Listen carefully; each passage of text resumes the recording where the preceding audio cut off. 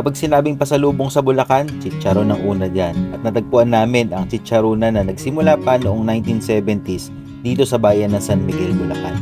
Sinimulan ng isang guro upang pandagdag sa pangangailangan ng pamilya, dumaan man sa pagsubok, nahinto at kinailangan mga ibang bansa, pero dahil ang pagmamahal sa negosyo, muli itong sinimulan noong 1990s.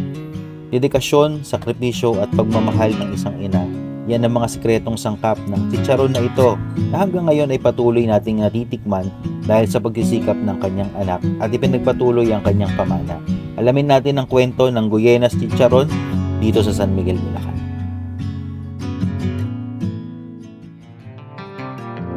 Ang pamilya Guyena ay pamilya ng mga guro. Si TF o Teacher Ferdy mismo ay aktibong nagtuturo. Kaya itong pagchichicharon ginagawa nila pagkatapos ng kanilang mga pangunahing trabaho.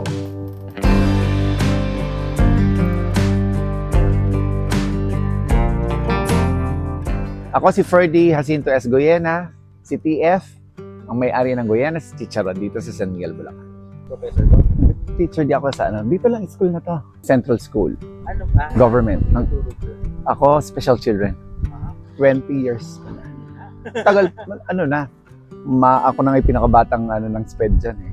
Pakinggan natin ang kwento ng Guyenas Chicharon mula kay TF, ang anak na nagpatuloy ng legasiya na sinimulan ng kanyang ina. Nag-start ito early 70s. Ang nanay ko ang nag-start ito bali from 70s. So nagpunta siya sa palengke, kumukuha siya ng balat. So una-una mga 3 to 5 kilos muna kuha. So backyard business ang natin dito ang naiisipan niya. So yun, unti-unti. So bali from 70s naghinto siya dahil nakakapagturo siya, and then right after mga 80s, 90s wala yun dahil huminto. Nagpunta siya sa ibang bansa. Pagkaraan ng pagpunta niya sa ibang bansa, balik siya dito sa Philippines. Sabi niya, wala akong kabubuhay dito. So ibalik natin ang chicharon. Sa totoo lang, habang nagre-research ako tungkol sa chicharon, nakita ko ang chicharon bula at hindi ko ito alam. Dito ko na-discover ang Guyenas. Na-curious ako bigla, ano nga ba ang kwento sa likod nito? Yung story ng bula, hindi lahat ng balat niluto mo magbubula. May part lang siya na talagang bumubula. Yung bula na yon, ang tawag doon lohua. O lohua. Dari, ito po yung bula. Babad mo lang. Oo, tama. Tsaka curious sila, ano ba yung kulurot? Hindi ba sa hair, kulot? Okay. Yung kulurot, chicharon niya, instead na malalaki siya, bumibilog siya. Andiyan makikita mo din. Meron pa din kaming boom-boom. Yung boom-boom, malalaki na bula na may laman. Sabog. Kaya boom-boom. Pag kagat mo yan, didikit siya sa lahat ng ngipin mo. May matitira. Wala ka ng kanin, may chicharon ka pa. Bakit po? Nasa sa paraan ng pagluluto. Malinis talaga yung chicharon eh. Yun ang number one eh. Malinis. Tsaka talaga pag tinikman mo masarap. Lahat naman kasi lahat na yung masarap. Kanya-kanya ng ano yan. So yun nga, sa amin talaga malinis. Yung production ng chicharon, madali lang yan eh. Kung tutuusin eh. Pagka deliver sa'yo ng balat, ibilad mo, tagain mo. O luto mo na. Sa amin, huhugasan, tad ibibilad. Pagkabilad yan, babanlian mo ng mantika. Tsaka palang gugupitin. Yun naman ang assurance ko sa inyo. Hindi kayo makakakain ng Sa pagkakataon na ito, ikukwento ni TF kung saan natutunan ng kanyang nanay ang pagchichicharon. nakwento nga din sa akin nung tita ko. Sabi niya nung araw kasi, ang lola mo, ang nanay ng nanay mo, nagtitindi sila ng baboy, sunong-sunong. Sunong-sunong nila. Tapos ang lola ko, nanay ng tatay ko, nagtitinda ng pagkain dito sa San Miguel, dyan, sa Central. Siyempre, pukas siya ng baboy, aaning niya yung balat. Sabi niya, aaning ko to. Hindi, wala siyang idea. So, sabi niya, i-try ko, tuhugin ko sa stick ng barbecue. Tapos, that time, parang naluto na yung, meron siyang piniritong something na baboy yata, or something. Yung pagkakabida lang baboy. Inilubog niya dun yung, patay na yung kalan, inilubog niya din yung nakatuhog na balat ng baboy sa mainit na mantika. Hapon na nun, so natulog na siya. Nakalimutan niya yung nakasigang niya. So, hindi naman, siguro, atay-atay lang ang apoy. Alam mo na dito sa San Miguel, atay-atay ang apoy. Kinabukasan, nakita niya, brown. Brown na yung chicharon ay yung balat na nakatuhog sa stick. So, hinango niya. Ano nangyari dito? Parang nasunog. Yun ang kwento niya, yung kwento ng tiyahin ko. Yung pinakamatandang tiyahin yung anak ko, kapatid ng tatay ko. So, out of curiosity, nag-init siya ng mantika. Inilubog niya yung nakatuhog na baboy sa stick ng barbecue. Bumula. Yun ang pagkakaalam ko. Yun ang sinasabi nila sa amin. So, nag-start na yung chicharon.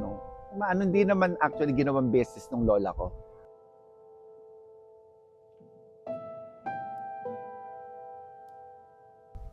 Tapos noon, year 2013, namatay siya. Sabi niya, bago siya namatay, sabi niya, sige, ikaw mag-manage ng chicharon.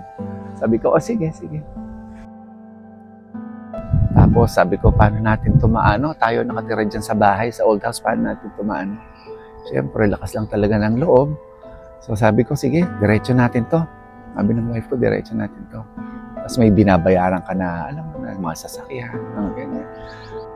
Diretso natin para at least, paano mapagpatuloy ang nanay. Yun yung heirloom niya. Patuloy.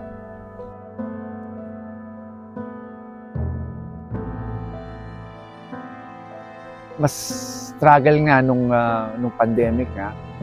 Merong bago mag-shutdown nakakuha ko 1 tonelada na iluto na. Tapos right after that, kinabukasan naluto na, ready for paalsa na, nag-shutdown, nag-lockdown. Yun, medyo napraning ako nun talaga. Nagkaroon akong depression tsaka anxiety. Sabi ko, saan ko ito dadalhin? Paano na yung binabayaran ko? Paano yung tuition ng anak ko?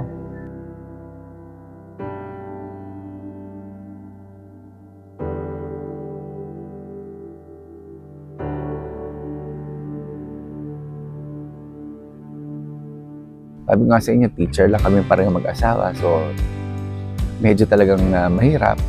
So, sabi ng wife ko, anuhin natin, diretso natin. Kapag patapos na ako, may 2 na ako. Tapos isa na lang. So, yan. Yeah. Ito nahihiya ako. Actually, isa ko anak, doktor. Tapos na siya. Nung pandemic time. And then the other one is aircraft mechanic. May asawa na siya, nasa ibang bansa siya. Okay. Itong last, yung girl, 2 boys and a girl, grade 11. Napagtapos namin doon.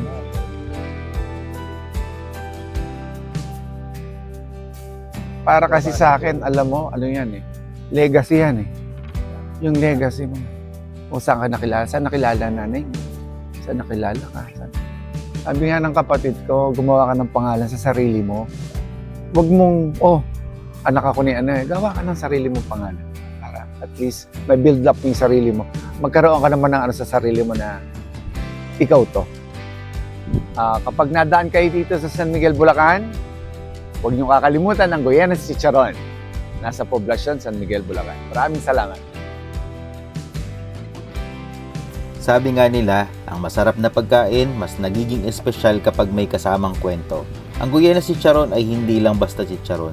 Ito ay simbolo ng sakripisyo ng isang ina at dedikasyon ng isang pamilya ng mga guro na ipinagpapatuloy ang legasiya at pamana.